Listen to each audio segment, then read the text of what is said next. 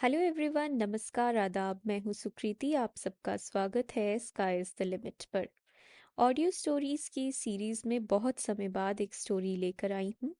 Basically Amish Tripathi के लिखे novel immortals of मेलूहा के चैप्टर 13 में से ये एक एक्सट्रैक्ट है, जिसे ऑडियो स्टोरी के फॉर्म में प्रेजेंट करने की कोशिश करूँगी।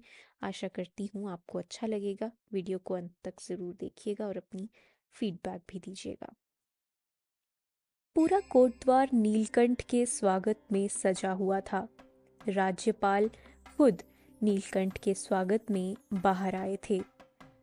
एक दिन के औपचारिक स्वागत के बाद एक कार्यक्रम रखा गया था, जिसमें जनता को भी हिस्सा बनने की इजाज़त थी। लगभग 65,000 लोग, जो कि कोटद्वार की जनसंख्या के लगभग बराबर ही थे, इस कार्यक्रम में हाजिर हुए थे। शिव के दिए गए भाषण से सब लोगों को ये लग रहा था कि अब उनके बुरे दिन खत्म हो जाएंगे। हालांकि शिव ने बस इतना कहा था कि उनसे जो हो पाएगा वो मेलूहा की रक्षा के लिए करेंगे, मगर इसका अलग अलग मतलब सब लोग अपने मुताबिक निकाल रहे थे। एक आदमी ने कहा, अब बुरे चंद्रवंशी इस पूरी दुनिया से नष्ट हो जाएंगे।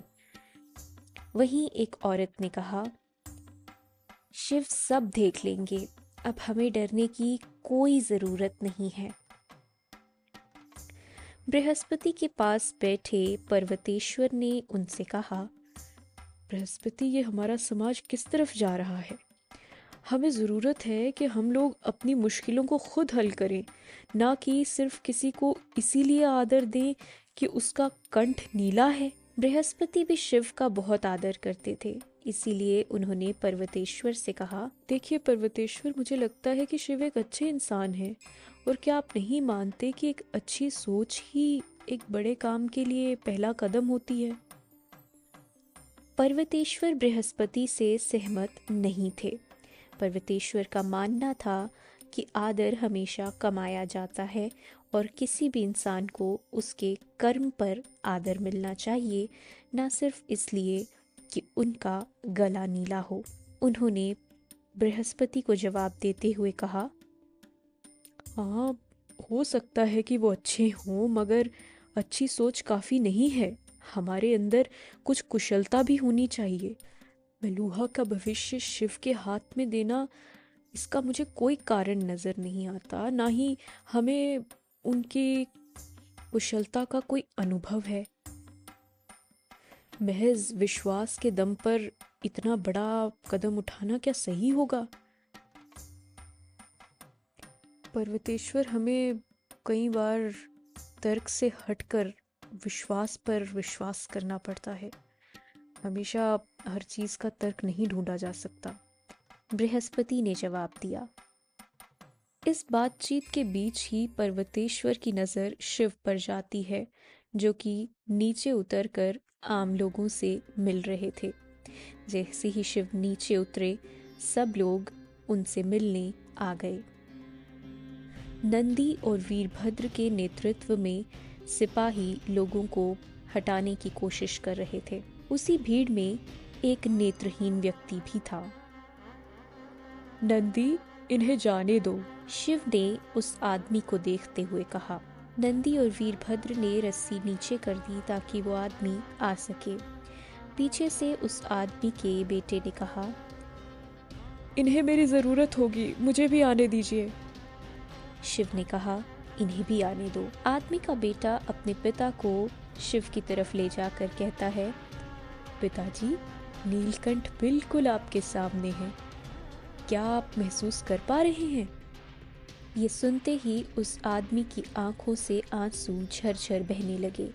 बिना सोचे उस आदमी ने कोशिश की कि झुककर शिव के पैर छुए। अरे पीछे हटिए!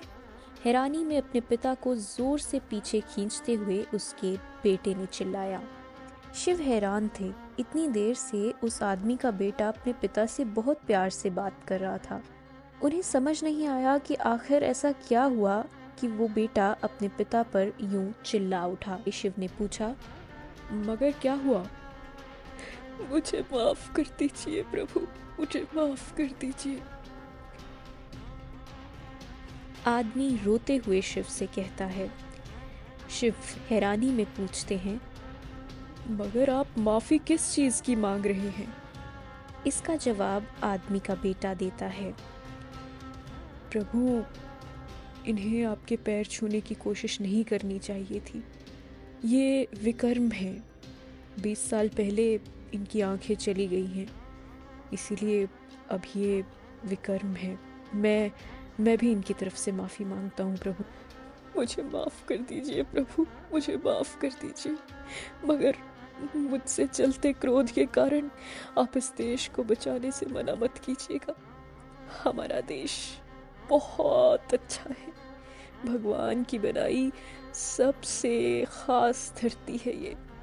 हे प्रभु, मैं पुनः आपसे माफ़ी चाहता हूँ, मुझे माफ़ कर दीजिए। आदमी ने रोते हुए एक बार फिर शिव से माफ़ी मांगी। शिव उस आदमी की सोच को देखकर एकदम हैरान रह गए थे। एक देश जो उसके छूने तक को अशुद्ध समझता है, मगर फिर भी वो अपने देश से इतना प्यार करता है। शिव ये देखकर पूरी तरह स्तब्ध रह गए। ये देखकर शिव की आंखों से आंसू बह उठे और उन्होंने मन ही मन सोचा, मैं इस बकवास प्रथा को बंद करके रहूंगा। आदमी का बेटा ये देखकर हैरान हो गया कि किस तरह शिव आगे बढ़े और उस आदमी के पैर छुए। उस आदमी को ये बात समझने में थोड़ा वक्त लगा, लेकिन जब उन्होंने इस बात को समझा तो वो भी बहुत हैरान हुई। इसके बाद शिव ने जो कहा वो सुनकर सब लोग और भी हैरान हो गए। शिव कहते हैं, महोदय, मुझे आशीर्वाद दीजिए कि मैं आप जैसे देशभक्त के देश को बचाने के लिए लड़ सकूं। शिव के कहे इन शब्दों को सुनकर आदमी एकदम स्तब्ध रह गया।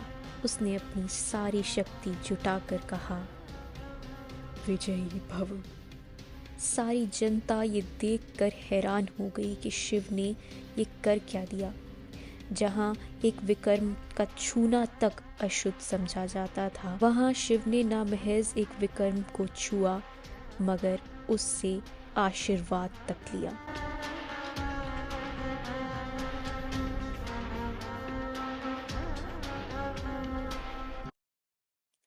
कैसी लगी आपको ये स्टोरी, हमें कमेंट सेक्शन में ज़रूर बताइएगा। आपकी जो भी फीडबैक हो वो भी हमें कमेंट सेक्शन में ज़रूर दें। साथ ही साथ अगर आपको वीडियो पसंद आया हो तो इसे लाइक करें, दोस्तों के साथ शेयर करें। चैनल को सब्सक्राइब नहीं किया है तो ज़रूर कर दें, बेल आइकॉन भी प्रेस करें ताकि इस चैनल पर आने वाली हर वीडियो का अपडेट आप तक सबसे पहले पहुँचे। फिर हाजिर होंगे किसी और वीडियो के साथ, तब तक के लिए मुझे दीजिए इजाज़त। नमस्कार।